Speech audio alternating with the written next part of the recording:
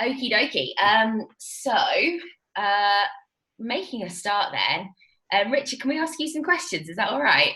Yeah, you can. Can you hear me? Yeah, we can hear you fine. We can hear you Okay, fine. something weird's happened to my computer where I can't, excuse me, I can't use any of the controls on the screen, but Oh, I seem to weird. be Oh, that's plugged frustrating. in, so that's fine. Um, Again, it's probably some toddler has like spilt something. Classic. Um, uh, Uh, so, yeah, shoot, ask me any questions um, you like, but very happy to talk about. I mean, the book was the thing you kindly chatted about it in one of your previous talks and tweeted it, and so I kind of got in touch. But yeah, I've been around the houses really in terms of UK economics and policy, the Bank of England and the Treasury, in journalism, The Economist, and also now kind of more academically for the LSE in Bristol. So happy to talk about any of that. I think what's really interesting is that I think you've done basically every job that an economics student could aspire to do, which is really interesting. You've kind of, as you say, you really have done everything. You know, the academic side, the kind of journalism side, you know, the writing, and the travel as well. You know, really, really interesting. So, if we start with the extreme economies, that'd be really good. Yeah. So,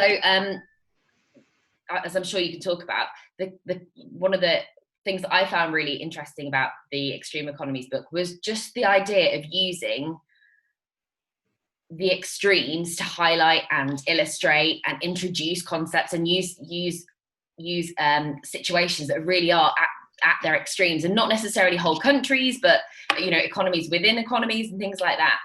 So when you were kind of talking about that, but what do you think the benefits are of looking at those kind of extremes and what you saw? Yeah, well, there's a couple of things. So, and I'll sort of frame my remarks because you know this is the chat about teaching economics, but also from a sort of more journalistic and also kind of finding out about the world point of view. I mean, the first thing to say is just because it's interesting. Frankly, I think we do face the problem with economists that we turn a lot of people off with jargon, too many models, kind of too much technical stuff too early, and kind of fail to explain that economics is really about everyday life. And in a way, that changed a lot with things like free economics in the US, and then a bit later, sort of Tim Harford taking up the mantle with that here in the UK. But I guess what's a bit different about my book is it's a bit more, how to put it, it goes to sort of quite testing, quite sort of troubled places, the sort of places you see on the news because something's gone wrong, essentially, rather than that more what you might call pop economics kind of brand that I just sort of mentioned, where it's sort of things like the economics of you know, how you get sold different popcorn sizes and tying and bundling different goods, often related to micro and IO, I guess. Whereas my book, which is here, give it a plug, Extreme Economies, is about sort of big macro trends. So technology, inequality, demographic change. So really big things that I think are going to affect all of us. The reason to do it very briefly, two things essentially. One, I didn't start out as an economist. I started out as a medical student actually, and in medicine there's a rich tradition, which I talk about in the intro to the book, of doing exactly this. So not looking at the distribution, just looking at a one-off within the distribution and really focusing on it because it's got some weird and interesting properties, and then extrapolating from that from the whole, which is really sort of countercultural for how we sort of generally do social sciences, where it's all about, you know, the median and understanding the whole distribution and stuff. And then the second one is just purely because it's interesting, and I wanted to write something that young people getting into economics, but also people not into economics at all, would find accessible. And so going to places like maximum security jails or refugee camps, where people are facing real life economic turbulence, and then seeing how the economy helps or hinders them, I thought was a way, both for me, I wanted to understand more about the future, but also to kind of explain to people that, hey, look, you should get into economics because it is really interesting, and it's not all about kind of jargon and long, complicated Greek symbols and models and stuff. I think what's really interesting about what you've just said there is that it actually gets to the heart of what economics is. And I think for a lot of what we do, we don't find that heart of economics till quite late on in our kind of, I think students don't really, the penny doesn't really drop until later on in the course. They don't really understand what economics is. They do some economics, whatever that is, and then eventually they come to understand what economics is. But looking at those really kind of harsh situations, you know, post tsunami and all of that, really, I think got into the heart very quickly of what economics is and why it's important. The second question is that there's lots of topics in there that really do link to the A level, and I know we've spoken about that before, but you know, what sort of topics does it introduce? Yeah, well, I'm really annoyed. Can you still hear me? Yeah. Okay, my computer's getting even worse. Can you hear us? Yeah, I can hear you. It's gone onto a white screen and it's saying Zoom chat not responding. Anyway, let's just carry on. I'm really annoyed that I can't share my screen. I don't know if you can. You should be able to share the because screen. I've done on the well, anyway, on the book website, there's, maybe we can send it around as a link. I've put a kind of hidden page. Which you don't see in the normal website. So it's extremeeconomies.com, or one word.com /teachers. And basically, one of the really pleasing things about the book was, as I was going along, you know, I'd read a few histories of economic thought and wanted to do something that was also a bit of an intro to economics and a kind of history of economics. But it had to be current and about all these places. So I just put sort of little bits into each chapter. But on that link, it sort of provides a breakdown of each chapter and the kinds of things that I think it talks about. So just to take the first chapter, for example, it's 30 pages, I guess, which is a story really about these people in northern Indonesia whose life was completely turned upside down and more or less destroyed by the tsunami in 2004. But it's also really a lesson in how GDP actually works. And so in the middle of the chapter, I kind of explain where GDP came from, how we measure it, how it's a flow, it's not a stock. So actually when something comes and destroys all your stocks in your economy, stocks of capital and so on, GDP doesn't go down, and then you start to rebuild and GDP actually goes up. And, you know, does this mean it's a good thing or a bad thing, and so on. So that's you know, it's a chapter partly about tsunamis and recovery from them, but also about GDP. The chapter on prisons is really all about sort of, it's almost like the circular flow model, and really how you need a currency to get that going. So the difference between barter economies and monetary economies. And you look back at the history of currencies as well, which I thought was interesting to kind of give that foundation as well. Yeah, because there's a bit, again, I think it's the sort of thing that when it first sort of comes across to a student, and I'm really interested in your guys' views on this, but to me, you know, learning about money, I mean, unless you're one of those kids that's like motivated and knows they definitely want to go off and make loads of money, but I guess I don't think most people are like that. It just seems a given, you know, it's just this paper in your pocket. Maybe Bitcoin's kind of interesting, but when you actually tell people the history that, you know, America didn't have a central bank until 1911 or 1914, sorry. Monies are completely invented. They're invented by people on the spot, and all over the world, you've got people using whatever they decide to be money because it helps them trade and exchange. And yeah, some of the kind of weird and wonderful monies that have been used in the past. I think, you know, that's, for me, that's the way to get people into something that's quite interesting, like topics on money and banking, not to sort of start talking straight away about central banks and printing presses and QE and all the rest of it. It's like, why do we fundamentally have this stuff called money? Where does it really come from? Does it come from the state? Well, it does in most cases, but can it exist outside the state? Can we just invent it? Yes, and that happens everywhere across the world. Yeah, I think I agree that a lot of this, a lot of the real strengths of the book that I can see in how we could kind of incorporate it into our curriculum come from the fact that it introduces things in a very, very human way, and that is the way to make things make sense to 16, 17, 18-year-olds. I also particularly liked the chapter about in Panama. There's a really nice bit on there about kind of market interventions, but also market failures and government failures. And all those. So I mean, a question to you is because as I explained, I was a medical student, so I did biology, chemistry, and maths. Do you teach, I guess, like market failures, externalities, sort of Pigouvian, like the idea of a kind of Pigouvian tax and a subsidy to get around that kind of thing? Is that something that's in the syllabus? Absolutely, yeah. I don't know, we don't mention Pigou specifically, but there's quite a big focus in the first year across all courses really on market failure and government intervention. Takes up a lot of students' first insights into economics. I don't know if anyone else kind of has anything to say on that sort of thing about students' first insights and students' first experiences of economics. I can't actually see any of you, so I'm just going to assume that there's someone. No?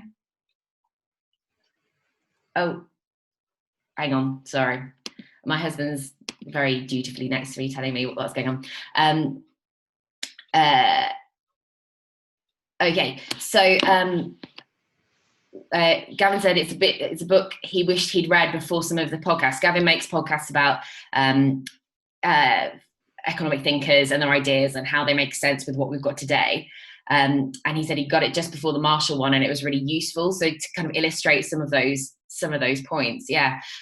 So to answer your question, yes, market failure is a really big part of the course, and essentially it takes up maybe about market failure and subsequent government intervention takes up about a quarter of the course.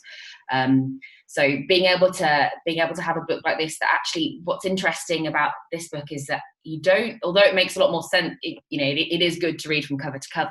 You can pick a chapter because they are quite discrete. You can almost, they tell a story within themselves. It does refer back to other things occasionally, but they are almost complete stories within themselves.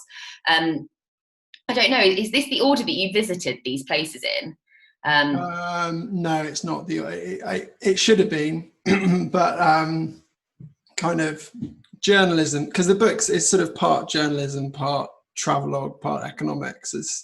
And yeah, it just, sometimes things don't work out like that. So basically, some of the places were really, really hard to get into. So obviously, like Glasgow, I could just jump on the train and go up there. But somewhere like the Democratic Republic of the Congo, they really aren't super keen on journalists. So you can't just sort of turn up and say, I'm researching a book. You have to get all sorts of government authorizations. So that took ages, and that was actually the last one that I did. So the order in the book is not strictly the order that I did. In the main, I did. So I went I did the first three first, and then I did the middle section, but not the Congo, and had to kick that to the end, sort of thing. But yeah, there are common themes that I sort of aim to draw together, but they're definitely kind of individual sort of travel pieces. And I'm also happy to share sort of like PDFs of individual chapters, free, if people kind of want to use them in their teaching.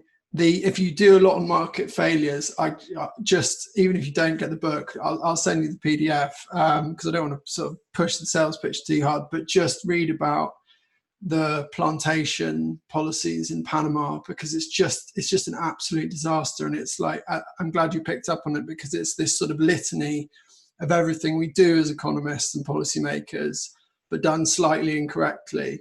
So you can I would hope you could sort of teach, what's the economic problem here? what's the policy and how should it work, but we also need to be careful with how we design these things because they don't work. Because just to give one example from that, you know, I go through externalities and this market failure of cutting down too much wood, but then in the end there's this great idea of replantation.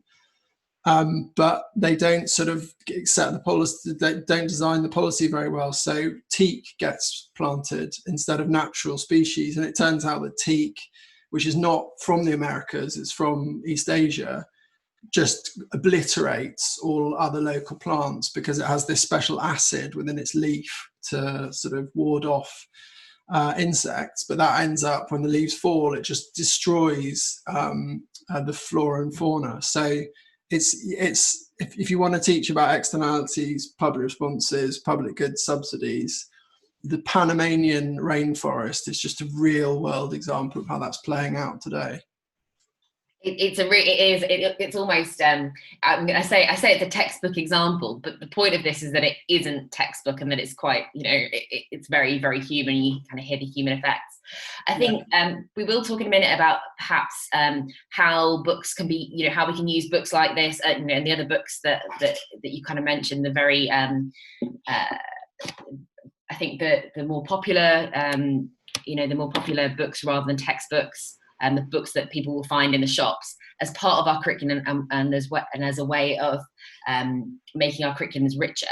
But I think, even aside from that, I'd really recommend, if you haven't read it, to read it as a teacher, because it does give you all these examples, you know, that you can be drawing from in your lessons and stories you can tell. And I certainly think that there is some, I don't know the research on it, but I think there is some benefit of learning through almost these stories and using very specific examples, and then going from the wider, for the wider, these the issues. Of course, then you can also go the other way, and these are the issues, and here's a very small example of how that's kind of come about in the world. Can we pick your brain a little bit about sorry, I'll stop sharing that now, about EconEdChat and Core, because you do have some involvement with those as well, don't you? Yeah, absolutely. And I should just say on all of this, but kind of particularly on the book, I'm very happy to do, and the reason I did that teachers page was actually because a few people sort of started writing to me. So I'm always happy to do presentations. Sadly, it always now has to be by Zoom to a class or whatever. So if you're teaching something, I mean, I'm not sure if this is even possible, sort of technology wise, but with school kids. But if you're teaching something and you think, you know, it'd be interesting to sort of have like a guest lecture for half an hour, I'm very happy to do that. I've done it pretty much solely though for first year undergrads. I've never done it for A-level students. But before COVID and stuff, I did quite a lot of work with speakers for schools because I'm quite keen on sort of widening participation. Economics wasn't even taught at my comprehensive school, so anyone that, you know, once we're through all this, wants somebody to come in and sort of chat about all this stuff, I'm always happy to do that. Yeah, on Core and Economics Observatory. To be honest with you, I'm quite keen to, as far as possible, sort of introduce it now, but then set up a bit more of a longer run kind of engagement, if that would be possible. So just the sort of elevator pitch, I guess. So Core is this new open access, totally free to use economics textbook. It was set up in the wake of the 2008 financial crisis. It's a complete refresh of the curriculum. It's first year undergrad, but it's really accessible. So I think good A-level students should be able to get along with it fine. And I'm a sort of founding trustee. Core's a charity, and I'm a trustee of the charity. And so, yeah, very happy to sort of take questions on that and kind of where it's going. And then the other thing, which I'm really keen to kind of try and create a sort of sustained relationship really with you and your network of teachers, is this new thing, the Economics Observatory, set up in April as a response to coronavirus. It's basically a kind of amalgam of loads, I think about 38 or 39 we've got now, UK universities trying to write short, accessible, de-jargonized, relevant current pieces on the response to the coronavirus and what we should do about it. And it prolific writing on that. There's so much. It seems to be churned out at a real rate. All that stuff is really, really interesting, and real looking kind of in depth at really interesting corners of different bits, finding an interesting piece of data and then talking about it, which is accessible to our students. And also I think it's quite a good example of good writing to students and how they talk about a piece of data or what have you. So I mean, the thing that would be, we're in the middle, I'm hesitate to sort of promote it too much because we're in the middle of a bit of a website refresh. And so I think it's going to look even better and be kind of more accessible in January. But it'd be really good to understand sort of what the key challenges are for you guys on this, how something like this can help. So just to be completely transparent about it, we've got about almost £1 million to spend over the next 2 years on the ESRC just put out the press release this morning actually on this. We've got a wide range of stakeholders, so we've got to do some stuff for public policymakers, sort of business economists, the kind of people that might work at places like the CBI or the Federation of Small Business, that type of thing. The general public, so we'll be putting on conference. We want to break down, not quite like a conference, but much more of a kind of ideas festival sort of thing. And I'll definitely send the invite to that to this network, but also to teachers and schools. So we've got a lot of people to sort of hit with that funding. But one thing we are responsible for is kind of delivering accessible, helpful material which helps people transition from A levels into starting thinking about careers in economics. So I don't expect all the answers now because I've just floated it, but just to know, what the big picture challenges are and sort of where something like this might help would be very useful for us because we're brand new. We're just kind of starting out as well. Does anyone have any thoughts on that? So Gavin's just mentioned that he finds EconObservatory really good, sports stuff the other day. Any other thoughts on how you're using EconObservatory, if you already are using it, or what you think as a teacher would be useful for something like that? Does anyone have any thoughts on that? I think people go on, Andrew. I haven't actually used the Economic Observatory that much, but I'll just have a quick look now. It looks really good. It's the sort of thing I would just sort of, at the moment, I think just send to students, and I tend to send them out a big load of reading every week of topical stuff, and that looks like it will be top on that list. In terms of the wider question, I really like core, but I've struggled to sort of use it or work out how I would use it in the classroom. Not least because I suppose because the approach is so. I suppose this goes to the Economic Observatory a bit as well. Because the approach is so, it's not totally radical, but it is different, and it is, the very first thing I think in the book, it says something like inequality and so on. I've struggled to work out exactly how I'm going to sort of match that up to the constraints of the A level and what we're doing in what order and that sort of thing. So I think it requires a bigger rethink, which of course is what the point of core is to some extent. And we are there in the constraints of an A level. And so, using something like that and the Economic Observatory, I'll be using sort of fairly piecemeal, I think, rather than consistently and coherently. That's my sort of problem, I think. So focusing on core, does anyone use core quite a lot? I know that Manisha does, but she's not here today. Gavin says, I think he's talking about EconObservatory here, things that are useful, but mini case studies using the terminology. He tells students to hunt down the key terms in the wild. This idea of economics in the wild.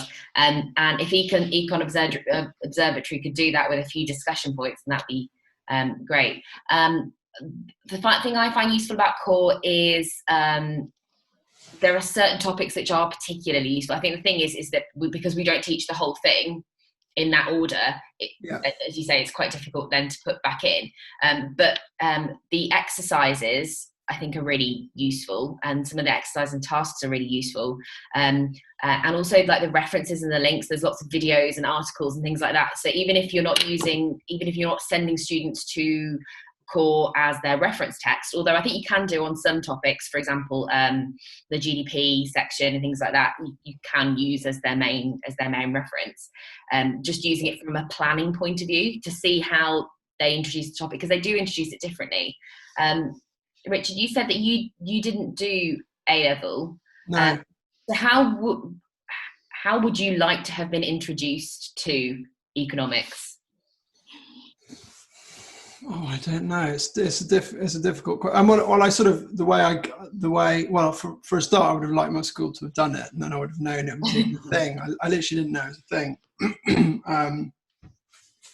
Sixth form college, they just didn't offer it. But then the way I got into it was through just talking to people who were doing it while I got to university, and so that's quite atypical, I think, and not that helpful answer to your question. But what was it fundamentally? It was that I realised that they were doing stuff that could actually tell me stuff about the real world. And so even more generally, I think I was motivated by the news, just like understanding what's going on in the news, so seeing the 6 o'clock news or the 10 o'clock news and everyone's talking about Brexit and trade deals and like, why actually does that matter? Or, the COVID's the biggest recession ever, what does it mean to have a recession and why? So for somebody like me, linking it in with like what's actually going on in the country, I think would have been absolutely key. And I guess that's the sort of advantage of, and this is another question for you guys. Mike, I had to go off the call and come back on, but it's all cleared up now. So you were in 2 places at once at one point. You were around the bottom corner. It's much clearer. It's really weird. It was like white screen, but I could just hear your voice. God, doesn't it? Yeah. So again, we've got funding, and I'm the director of this thing. That's great. So one thing we could do, for example, would this work, would be to pay for a couple of sort of PhD students, or and they could even work with a sort of A-level student or something next summer, somebody who'd finished their A-levels, to go through the curriculum, the key topics, and sort of do a mapping to pieces on the observatory, things that we think are quite perennial. The reason I suggest this is because I did a similar thing with core with my old employer, The Economist, where basically we got somebody to go through core topics and then link it to pieces in The Economist. So you could say, like, here's a core topic, and now here's a piece written by The Economist, and there's actually there's one by the FT as well. We could do a similar thing, I guess, with the A-level curriculum, saying, right, here's the topic you've got to teach. And it would either be useful for students or for you guys, just to give some stories and some more, current material.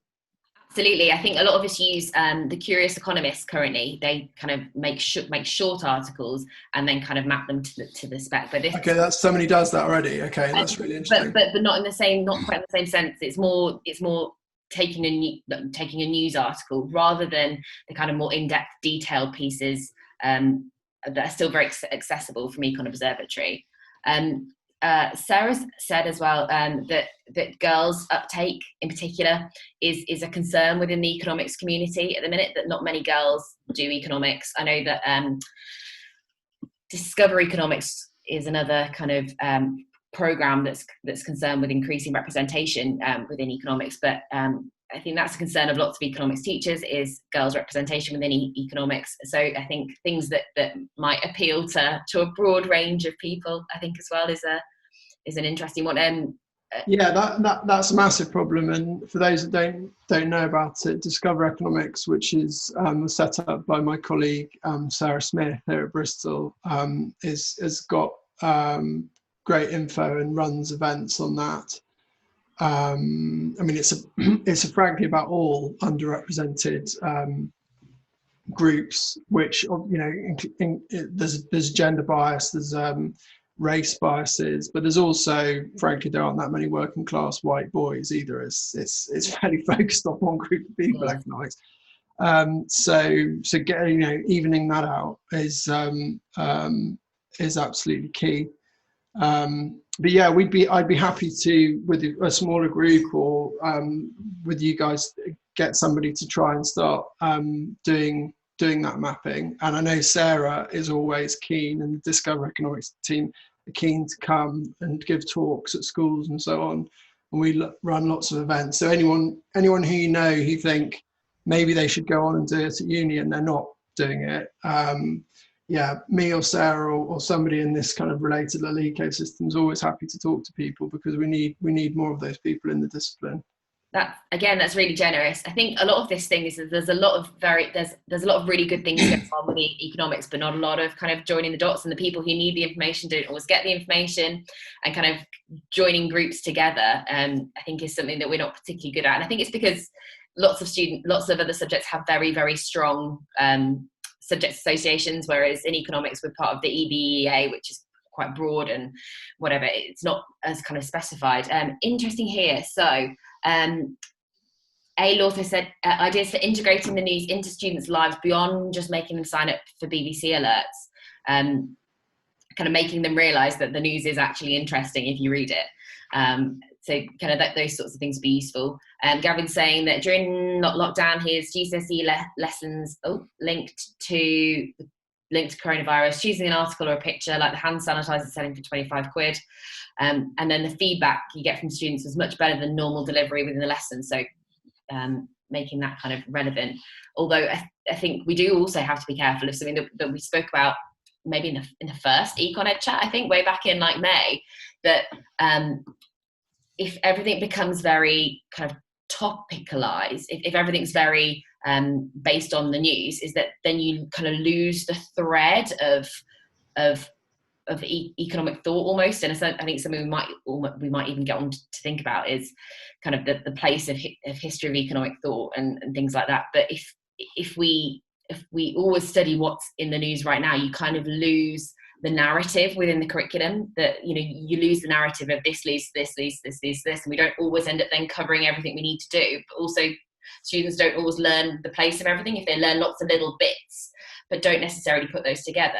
But if something was mapped that we could then look back at, so that rather than feeling, I have to teach this right now because it's in the news right now, but being able to think, do you remember 2 months ago and this happened, this is relevant to what we're teaching now. So I think having something mapped would be really, really helpful. I want to ask Andrew very quickly, because Andrew, sorry to put you on the spot, but you use books within your curriculum quite a bit, don't you? And you sort of have had vague plans of perhaps using extreme economies and things like that. But how do you use books because you use books alongside your textbook, don't you? Am I think right? Yes. I try to, at least. So this year, all I could afford is I've given everybody a copy of the Undercover Economist, the first one, in the first year of A-level, and I've got some seminars, basically a set of questions based upon various chapters of that a couple of students will sort of try and lead to discuss some of the issues that are raised, and it's worked with moderate success in the past. It varies a lot.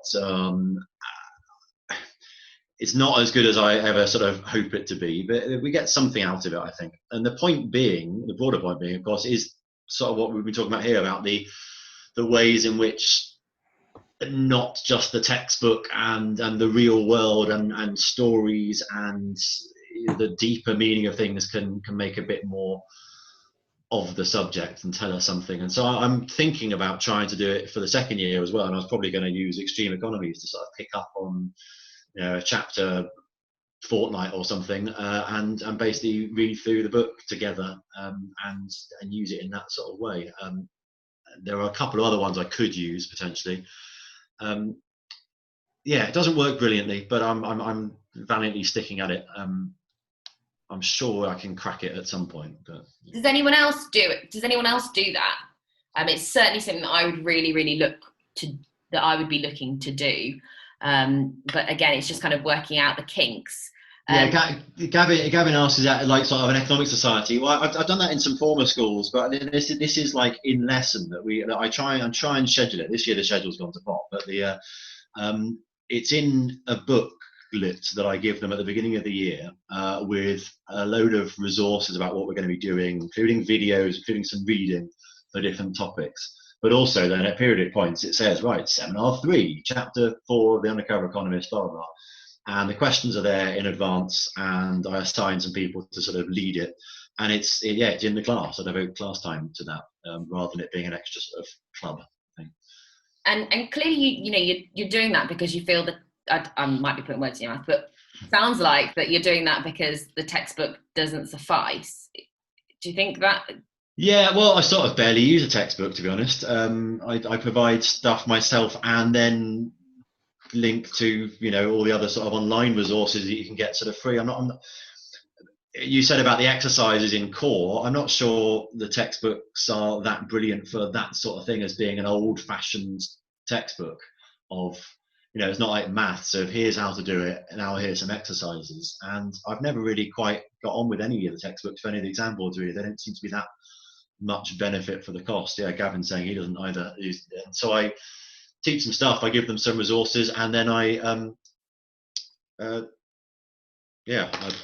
do this other thing as well. Example of the questions you set within the book. I'll find some. I've got 6 minutes 25 until my next virtual parents evening appointment, but I can find you a. That's okay. I'm sure. Let me say as well, as a writer, and I'm sure Tim would be fascinated to know about that and be very pleased about that.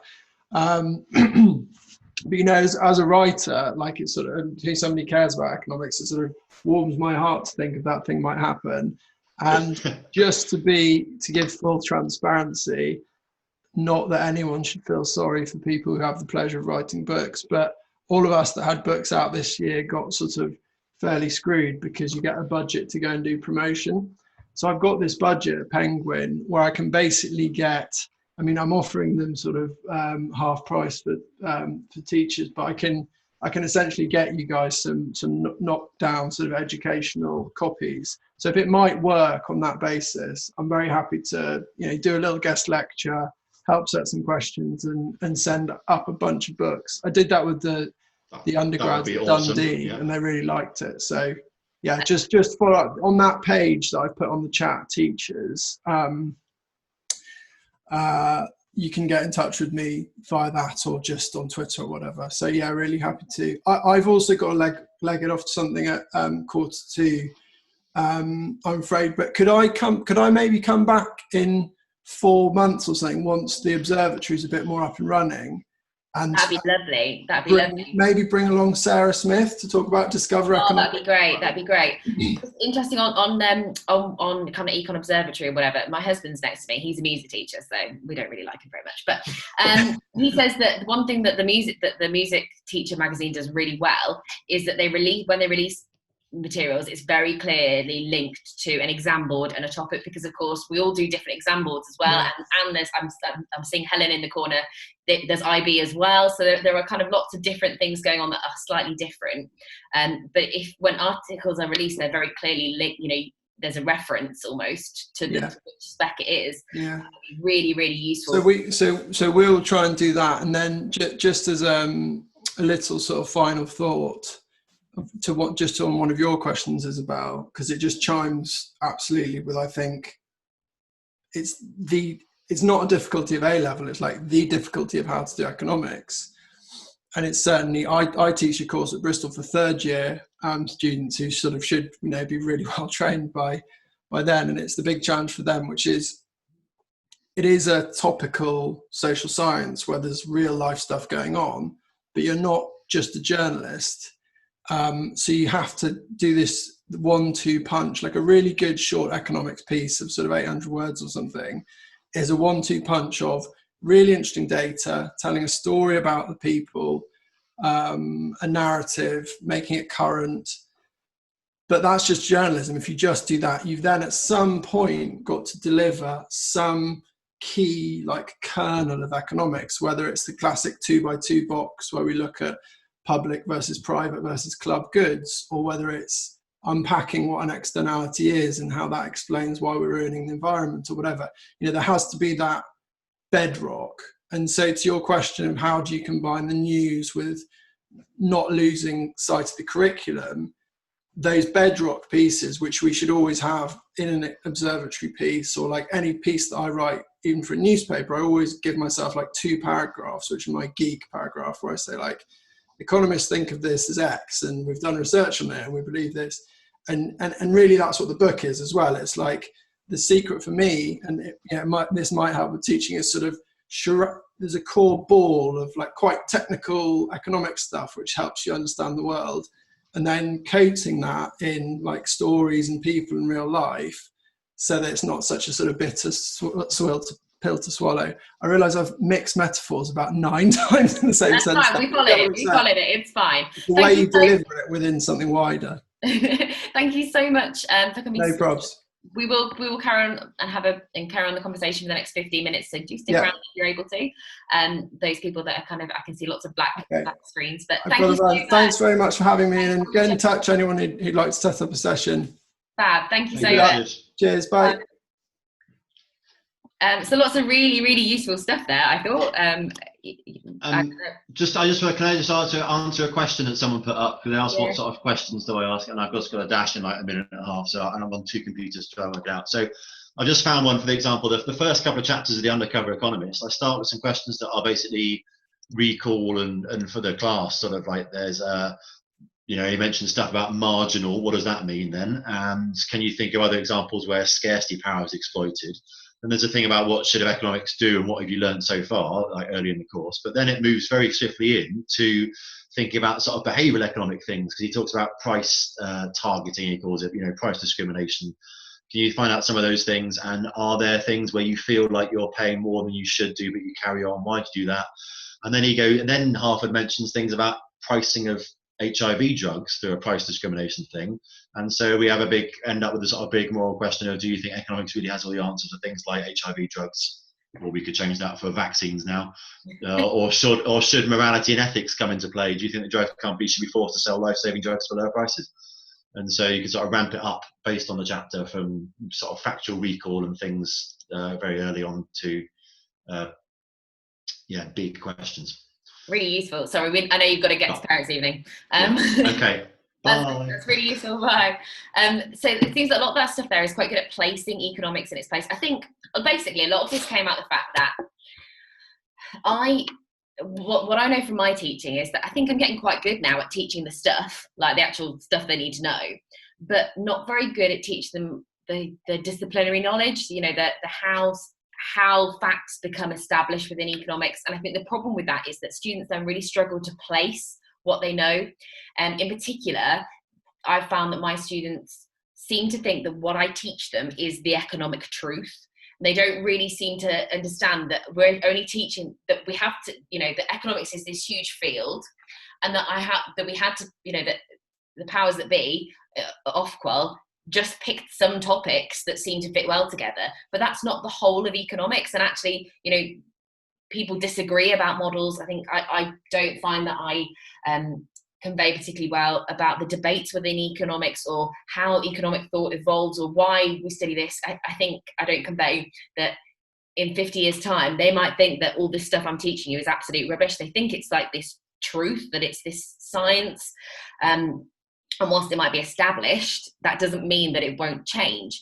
So, and I think the textbook helps with this a little bit, in that the textbook kind of propagates that, because it shows that this is a book of everything you need to know, and that it almost teaches that this is a book of what everything is. So using other texts, I'm always going on about, I love 50 economics classics. It's my favourite book, because you can just dip into a chapter and it explains, how Smith's thoughts developed and what changed after that, for example.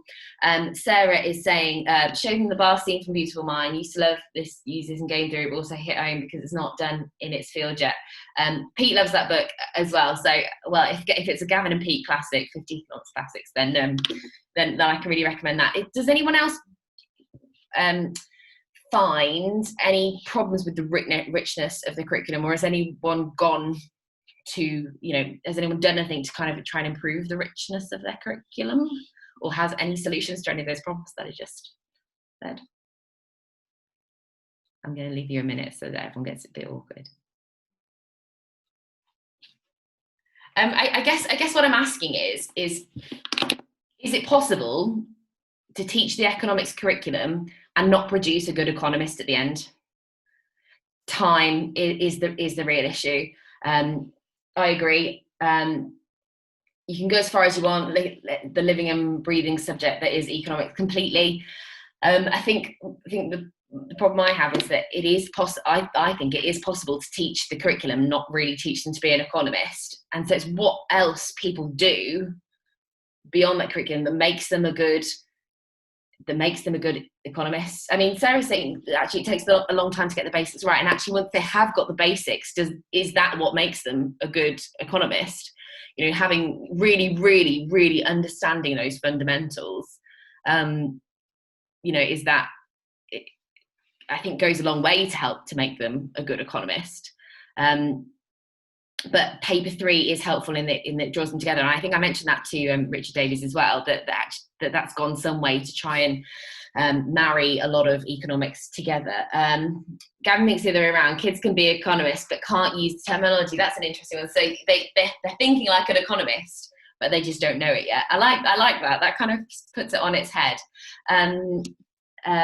They need a level of competency to be able to place and relate ideas.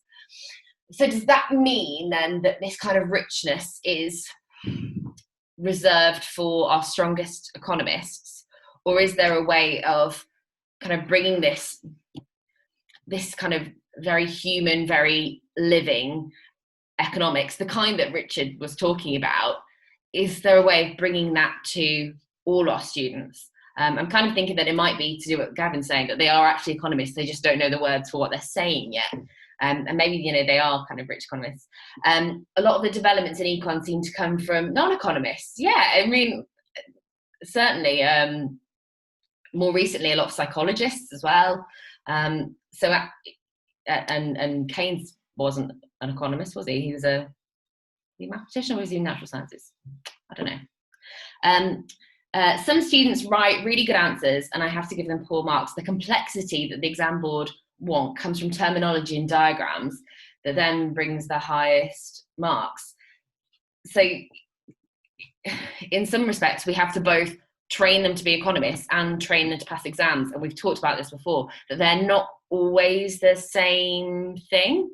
I completely agree that sometimes teaching them to pass the exam and teach them to be a good economist isn't always the same thing. You almost have to train them in both. Knocking coat hooks at the beginning and then so A. Lorth is saying, I think we are helping them to knock in coat hooks at the beginning and then hang the ideas off. That's an interesting one. Blasting them with YouTube videos to see the link. BTS, Blackpink, Levi's, Coke ads, etc. They found it very useful to see where economics fits. I think that's the key thing that I'm struggling with, is helping them see where economics fits. The prostitution aspect in free economics is very popular. I agree. I think I found that as well. Can I ask, does anyone teach anything beyond the spec? Does anyone teach anything that isn't on the spec? Does anyone feel that they need to teach something that isn't necessarily on the spec that they have to teach, but they teach it anyway?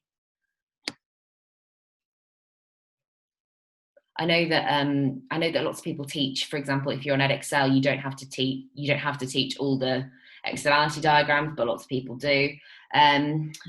Benicia or Bennett saying all the time, guilty of including extra stuff. I don't think it's something to be guilty about. I think it's something to be celebrated, that we kind of recognise that what we teach doesn't have to be completely dictated by the exam board. You can't help it. There's a good point. Sometimes, and sometimes, in order for students to understand things, even though something isn't on the spec, it's sometimes easier to teach them this so that they understand this. The kind of and sometimes the hinterland knowledge type thing as well. Giffen and Veblen goods, I agree.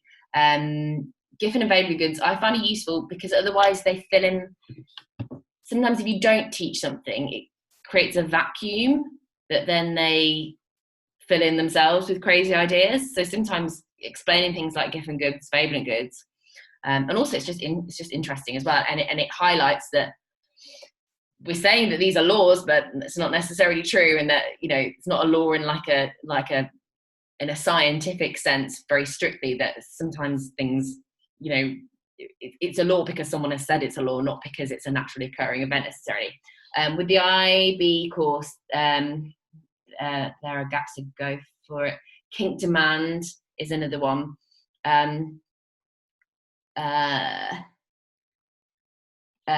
My husband, it's sometimes quite useful having a different perspective from music. He said that it's an ongoing problem for A-level teachers. We love our subjects, and we want to impart the love for the subject that we know and the breadth of that, but we have to tailor what we do for our pupils. It's sort of the ability to tailor what you do. So we know that economics is this big thing, but we need to tailor exactly what it is for our students. But you can still show in how you teach something that it is awesome and important and broad. And still, when you teach something, you can place it. Are you engaged and engaging about the most basic things, or things that might seem obvious to us but not pupils? So actually, maybe it's not what we're teaching, but how we're teaching it. I think that lots of people have spoken about time, and I think that I definitely have wasted time in the past by not teaching efficiently, not teaching, you know, not being very explicit, maybe where I could have been before, you know, being more direct. Maybe sometimes the quality of our teaching, that I think for me, if the quality of my teaching improves, then that means that I now have more time for this other stuff, but it really does depend. Especially if when people are asking questions and actively interested in topics beyond the spec, then going beyond the spec can kind of respond to their curiosity and enhance their enthusiasm, even if there's a slight opportunity cost of time spending stuff on not on spec. The benefit engagement will always be transferable. How do we deal with, though, this is interesting, because when you've got a student that's suddenly really interested in something, how do you then keep the rest of the class, if you've got kind of 5 who are really, really interested in something, and then you might also have at the other end 5 who are really struggling to hang on? How do people manage having both of those at once and going with those interests and enthusiasm without losing those at the bottom end? Does anyone have any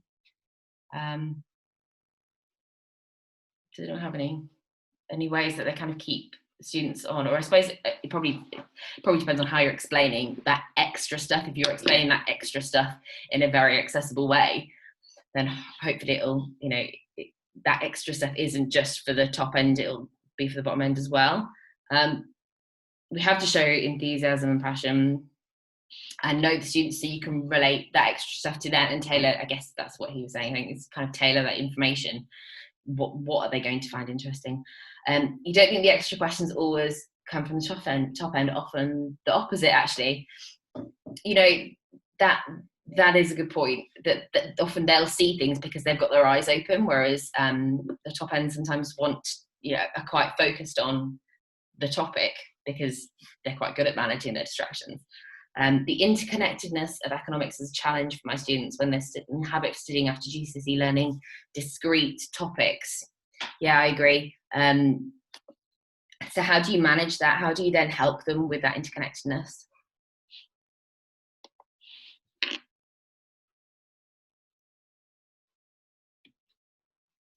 Cricket. I think, so what I've kind of learned from you guys in the last 10 minutes is perhaps that it's not necessarily about having this whole extra curriculum and teaching them extra things all the time, although sometimes they are useful, that often it's about how we teach what we are already teaching and taking advantage of the opportunities as they come, would you say? Heads up economics. What do you mean by that, Gavin? Yeah, heads up economics. So the top bods are so clinical about trying to get results, they lose sight of what's going on. Do you mean that they're like looking round? You know, that they're looking in the world for economics. Helen's made a good point as well, that it's even more difficult when you have teachers teaching different parts of the course. I agree. I think someone said earlier that actually the paper 3 does sort of help with that, but it's, you know, that does make it difficult when they separate a person with a teacher. And we've talked before about how there are benefits of having 2 separate teachers, in that students kind of can find a difference and don't confuse stuff as often and whatever. But step on colleagues' toes when teaching topics, as so many things overlap, and finding those links. Looking out of the window, being interested in the world rather than being trapped in the spec. Absolutely. I think I'm probably a little bit guilty of doing that sometimes. Is this in the spec, sir? If not, sir, you're wasting my time. The kids that are really, really, really focused on just want to do well on the exam, whereas actually if they open their eyes, they might do a bit better. A question I've had: do economics teachers feel that there's space to go off on a tangent? He says he does in his music a little, but didn't feel there was time before. How do you feel time is? I suspect there might be a difference between EdExcel and AQA here, because there's so much more in AQA. But does anyone, even on EdExcel, feel they have time to go off on a tangent? I would certainly be very nervous of going off on a tangent time-wise. Okay. When responding to people-generated questions, if the whole class is much less likely to feel I'm didactically delivering a fixed agenda, but rather their interest in the real world is being satisfied. We're so fortunate that all our pupils are volunteers and have elected to study economics, and this can be harnessed, provided clearly course fundamentals and the skills are covered. So providing we get the stuff done, we can kind of roll with it a bit. You have to work closely with colleagues if you're doing joint teaching, certainly, and that's something we've talked about before, about kind of the costs and benefits of doing separated micro macro versus side by side. Lots of people feeling they've got time to go off on a tangent in EdExcel. Does anyone on AQA find they have time to go off on a tangent? Does anyone do AQA? I know that there's certainly more content in AQA than there is at EdExcel. Stephen's just said, with more experience, you can essentially deliver the content in 75% of the time. I'm certainly finding that. So if there are any kind of newer teachers, it does get a little bit easier. Slowly, surely, I'm getting there. M. O'Rourke says, we do AQA and there tends to be a push on time. It certainly looks like it. And AQA was relentless for business. AQA time an issue. So actually it's whether doing a different exam board can give us space to do the stuff that we actually want to do. But as you might have read, there are difficulties with EdExcel just because there's fewer, just because I think the courses, there's less to teach and there is a really clear narrative, much clearer than the AQA narrative, I feel, but sometimes the exam's a bit of an exercise in jumping through hoops. How many curriculum hours do you have per week? We'll finish after this question, but maybe if you're around, could you just type how many curriculum hours you have per week? That'd be really useful for us to get a general sense of what's going on, and how many hours people have to teach the subject. If you could type how many hours you have, that'd be really useful, just as a kind of last December fortnight. 3.5. 3.5 is quite low, isn't it?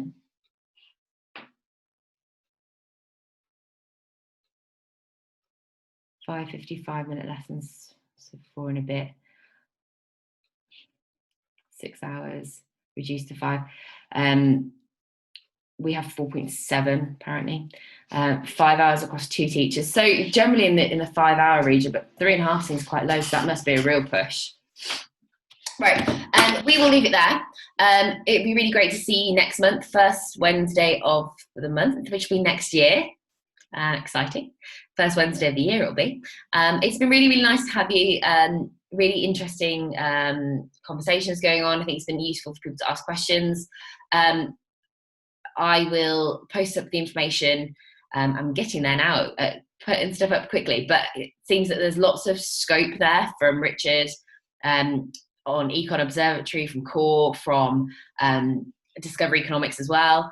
And if you haven't had a look at any of those, Merry Christmas. If you haven't had a look at those things, there are links to those websites on the signposting part of the blog.